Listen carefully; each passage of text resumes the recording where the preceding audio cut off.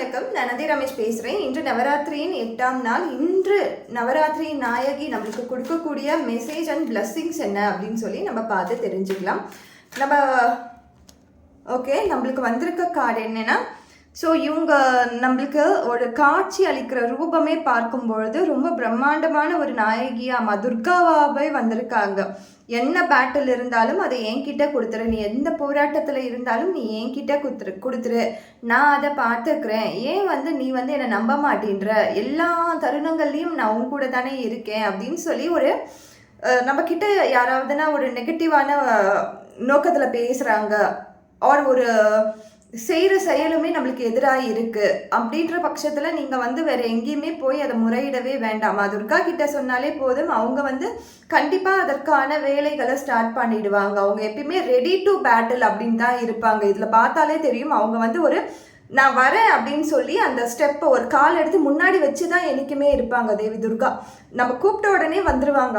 அவங்களுக்கு பெரிய நம்ம பிரம்மாண்டமான பூஜைகள் பண்ணியோ இல்லைனா ஓமங்கள் வளர்த்தோ கூப்பிடணும்லாம் அவசியம் கிடையாதும்மா. எனக்கு பிரச்சனையாக இருக்குது, நீங்கள் என்னை பாருங்க அப்படின்னு சொன்னாலே அவங்க வந்துடக்கூடிய ஒரு தெய்வம் தான். தேவி துர்கா ரூபத்தில் இருக்க எந்த விதமான ஃபெமினன் எனர்ஜியில் இருக்கக்கூடிய தெய்வங்களுமே அதே மாதிரி தான்.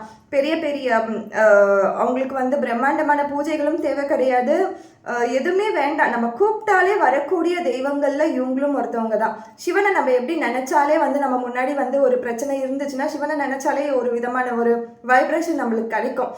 அதே மாதிரி தான் தேவி துர்காவும். ஸோ இன்றைக்கி நம்மளுக்கு யாராக வந்திருக்காங்கன்னா துர்காவாகவே தான் வந்திருக்காங்க. ஸோ இந்த கார்டுமே ஏற்கனவே நம்மளுக்கு வந்திருக்கிறது தான்.